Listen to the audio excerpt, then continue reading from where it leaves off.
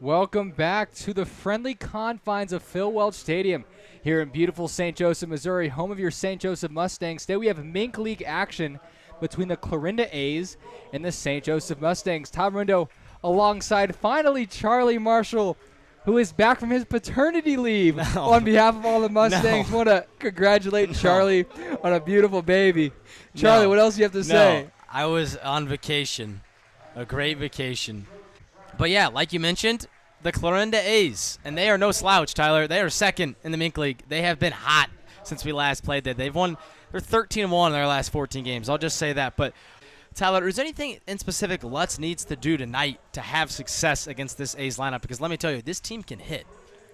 Well, I first look at his strikeout to walk ratio, a little bit over a 4-to-1 strikeout to walk ratio, which is elite, especially at this level. A lot of guys are a lot more wild. You get to professional levels, people tend to find the zone more, but he throws strikes, but he also doesn't get hit around. His ERA is sub-3 at 2.61 to be exact. So he continues to play his game, not be afraid of the fact this team is probably the biggest threat in the Mink League. They're still 5 games back, but that's like the biggest threat to take over the Mustangs in the Mink League. He's just got to trust his stuff and do what he does best, throw strikes and throw quality strikes. And that was one of the first couple games of the entire year. That one is hit well for Bazemore. Bruce has no chance as it's going to hit off the wall. And Bazemore is going to get a stand-up double with 2 outs here in the top of the first inning. That one could stay in play, and it just leaves the field of play here at Phil Welch. Ryataro, the intern, had a chance at making his first play. And he went for the old cover-the-head tactic. It's not really conducive for catching fly balls, but whatever works out there for Ryataro on both sides. That one's hit out to Freeman in center field. It should be caught, and it is. That one from Freeman is hit well out into the gap. It could be trouble, but tracked down by Holliday out there in center field. That shows me he likes to get ahead. It's the turf monster. Henderson tripped, able to gather himself and make the play, though. That's a tough play without tripping, so this one's going to be grounded to Little. An unfortunate hop, and it shoots under the glove of Jane Little. So it looked like a potential double play results in a double for Lath Holliday. Hops won't be too bad, but when you're playing at a level. That one from Henderson's going to be shot up the middle. It's going to score 2 as Freeman bobbles it out there in center field for the Mink League record 24 RBIs. This one is not an RBI as it's going to be thrown off the head of Kai Holliday. Jeter Mazos sent a rocket to Mason Holton at shortstop. Not errors, just unfortunate elements in the field. Another one chopped super high, and there's no play. Just got a feel for the guy now. I mean, how many times can we say unfortunate in one inning? It's about 325 foot of the corners. That one shot out there to Bruce and left. He's going to have to go back to make the grab. He will do that. He's going to throw to third. Holton, not sure what's going on there.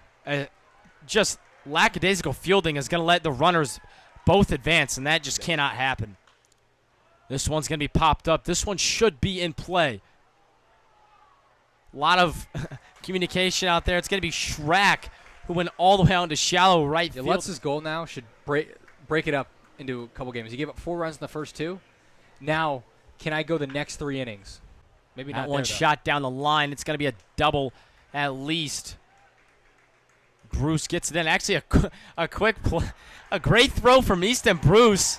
Scratch the double. He's gunned down. He does like that left center gap, though. I've noticed that a lot with him. He doesn't have. Not sure if that ball was caught or not. It looks like it was. By who? Tyler Macon came running in right next to the wall, made the play, but he kind of lost in the lights and like almost turned around and just stuck his glove up and hoped for the best, and he caught it. Plate, much more of a waste pitch. A quick pitch changeup. To right field. As a oh my goodness. That's a crazy call, but it's going to be strike 3. I mean, he's a bigger guy out there in the 5-hole. That one shot out to right field all the way to the short porch warning track, but no problem for Gall out there in right field. All-state performer his senior year of high school. He posted a 1.71 ERA as that one's hit up to Schrack up the middle. Is going to have to be quick, but he's not quick enough. Said Mose pulled his foot, no? I thought he got him by a step. It was a great pick by Mose, but couldn't keep his foot on. That one shot out to left field, so not the best start for Landon Reith, as the A's have already grown their lead to 5 now. But very interesting that one took a weird hop. It's going to be a tough play for Holton, who gets him. The count's a little. That one is hit well. It's going to be the first hit of the night for Jaden Little, or for the entire Mustangs team. Burner, he can steal bases. That one's going to be hit. Gloved over there at third base by Caruso, and he fires it. What a play from Joey Caruso at third base. On the year, which came in tied for the Mink League record. And again, 3 straight breakers, and Caruso wanted nothing to do with a single one of them. The fastball is what he sets Bazemore down with. The 0-2 fastball. Blow it by him. 3 strikeouts for Landon Reith. Schrack. Not going to be a home run, but it is going to be enough to, get some more runners on base here. Mose flares one right to Bazemore. I thought that might have been hit well enough to get over his head, but it wasn't. So 2 2-out singles, but still no runs. We've had a 5-3 ground out, a 4-3 ground out. I'm feeling a 6-3 ground out right here. I'm going to go 3 unassisted, Charlie. Okay.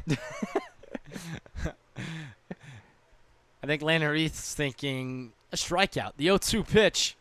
Damn it. Is a ground ball to Mason Holton, who can't make the play. I thought I did something there. I thought you did it, Charlie. 1-1 pitch is going to be blooped out to center field. It's going to be a tough play for Freeman, who makes it. Earlier when the umpire kind of flagged it down as Bruce hits one hard down the line. It's going to be a leadoff single, and it's just what the Mustangs ordered. The pitcher and the defense. The 3-2. It's going to be hit well, but right at Bazemore. It's going to be a 6-4-3 double play. Just perfect leadoff man. Get on base. Low strikeout rate. Can run. Going to be a tough play for Little, and he kicks it. Holiday thinking two, and he's going to go for it. And Little can't get the ball there in time, so an error to start this inning. Jaden Little can't compound the mistakes. Missed the ground ball and just didn't hustle to get to that after the ricochet. And Kai Holiday, just being a smart base runner, was thinking 2 out of the box once he saw Little boot that. Yeah, no hesitation from Holiday the minute that ball was kicked. The full count pitch is a big one. It's going to be a ground ball. Little's going to go home with it. Good play. Takes out the umpire. But Holiday is officially called out. Strike 3. Landon Reith has really dialed in here. In relief, he's looked good. He kind of flares one out to center field. What a catch by Kai Holiday. I mean, I thought that thing was going to drop in with some eyes out there in center, and Holiday just doing what he's done all night. Robbing these Mustangs hitters. Showing some serious range. Kai Holiday is just a special player. He's one of those guys that has a ton of speed in the outfield, but also knows how to play the position. Really great jump, full extension, a lot of faith, and made a fantastic play. We saw Logan Miller make a play like that a couple weeks ago, but that was something spectacular. The leadoff runner does a lot for an inning when you need 5 runs.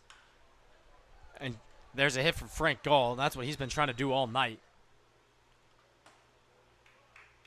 Taking all the way, and that's ball 4. That's an inside pitch that he pulls. This one's going to score by Caruso at third. And that's the first run of the game for the Mustangs. Waiting for a Carson Schrack moment all year. That's going to be a hard hit ball under the glove of Sean Bazemore at shortstop. Jose's going to hit a chopper to third base. Holton's going home. He's going to score. The only place to first, and that's where Caruso goes. So best stuff. Yeah, DeSantiago throws noticeably harder out of the pen. That one hit pretty hard. Freeman's going to be turning his back to get to this one, and it's going to be a leadoff double. And that just, you don't love to see that. 1-2, another hit batter from De Santiago. So he's now hit 2, and then a leadoff double. That fastball in the dirt, and Felix didn't look like he wanted much to do. Ball in the dirt just because you got a guy on third. Right That's there. Another pitch skipping away. Looks like Jaron Guck is getting up and moving around. That one's going to squirt by Mose, and it's going to be 2 more runs. Singles and then a strikeout, and then reach on fielder's choice. So he's reached in 4 of his 5 opportunities. This one's going to be a ground ball up the middle, and because the infield's in, there's just no play, and that's going to be 2 more runs. Conventional game for him. He's hit a lot of hard foul balls. Had a hit in his last at-bat. This time he shoots one up. Looks like it's going to be playable and caught over there by Drake Cobb. So that'll do it tonight for St. Joe. They fall 11-3 in their worst loss of the year.